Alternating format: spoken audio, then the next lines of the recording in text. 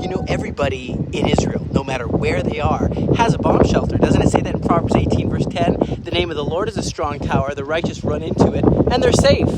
Yes, it's been a very tough season. Very, very tough. I tell you what, people are dying. But we trust that we will have full and complete victory. Indeed, the death toll is rising in Bat Yam and in Rehovot, including 2 little girls. We are currently at one of the impact locations here in Ramat Gan. You can just see the absolute devastation.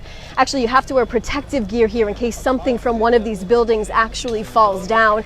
We're going to walk down this pathway. Right now you can see nearly all of the vehicles here completely destroyed. All of the debris fell on top of it. This is where the impact actually happened from this ballistic missile sent from Iran last night. No one really got any sleep last night. Sirens across central Israel, waves and waves of missiles from Iran and Yemen. Severe destruction, especially in Bat Yam and Rehovot. 11 people were killed last night, including 4 children. It breaks my heart. You know, when we take out the enemy in Iran, we target nuclear weapons sites, weapons production sites. They target civilians. 61 buildings were hit. I think 6 of them have to be completely leveled. They were hurt. They were destroyed that bad. And so 11 people killed, 4 children. 200 are injured. 7 are still missing. They're digging through the rubble to try to find them. At the same time, we're hitting even their Tehran fuel reservoir. And so that fuel reservoir is a big game changer. It contains hundreds of millions of liters of fuel, producing several million liters a day ready to sell of gas. It represents a real significant blow to the economy of Iran. And so, you know, China, Russia, Turkey, what other countries are swooping in to condemn Israel, our war of self-defense, to stop those nuclear weapons from hitting us. And so they've condemned Israel and our self-defense's measures. I'm not surprised, really. So Putin's on the phone. He's calling Trump, and you have Erdogan on the phone, and just saying that Kremlin is very angry, China very angry, and of course Iran is very angry. And so far, you know, the United States has not condemned. On Truth Social, he says, 60 days was the ultimatum. 61 is the day that Israel attacked. He wants a deal. You have France condemning Israel. President Emmanuel Macron reiterated that, and of course Iran says they're going to do even more. Massive strikes, massive destruction. You have also Ahmed al-Shara, the HTS, Hayat Tahrir al-Sham, in Syria. So they believe that there's potentially an invasion coming from Iraq, potentially. An Iranian Shiite militia, that's another proxy of Iran, to come by land and advance towards Israel through Syria. That's a thought of something that could happen. And so, but Netanyahu says, look, we're nowhere near stopping. In the very near future, you're going to see more active activity of our planes over Tehran. And so they need to surrender. The Ayatollah needs to surrender. Khamenei, he needs to surrender. We're taking out the Houthis as well, Houthi leaders as well. And you hear Netanyahu speaking, and he says, what the Iranians have felt so far is nothing compared to what they'll feel in the coming days. And you don't try to make 15 nuclear weapons in the next few days and expect to get away with it. And so really the big thing that I'm noticing in this is the Fajr Jam gas field. That was attacked by an explosive drone. We had an explosive drone base established, secret base inside Iran. And so that port of Bushehr is really a game changer.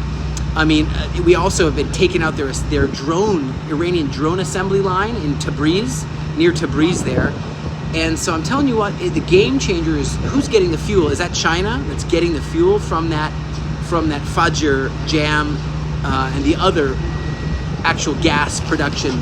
So I don't know if that's going to really, really change everything in this war. This is looking like it could become very, very big. But I'm telling you right now that at least they can't enrich uranium anymore, at least what I understand. We haven't taken out Fordow yet, Parchin, but Parchin hasn't been taken out. It's probably our next target. And so China has been sending 20,000 intercontinental ballistic missiles to Iran. What are they going to put on there? Warheads, nuclear warheads, and they're going to give it to their proxies is what they'll do. To Houthis, they'll give it to Hezbollah, they'll give it to Hamas, they'll give it to whoever they can, and to the Badr force in Iraq. Let me tell you what, that is very, very dangerous. So I just don't know what Turkey's going to do. And the standing army, isn't it over 250,000 standing army in Iraq? You know, they have ties with Iran. So, although they had a war back in the day too. So I really don't know what's going to happen.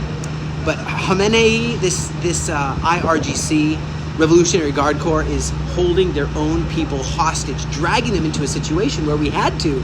Our guy Israel Katz says it's such a high level danger, we had to respond. There's nothing we could do. And Operation Rising Lion is rising. It's going to change the whole Middle East. Not the first time Israel's taken out nukes in Syria, in other places.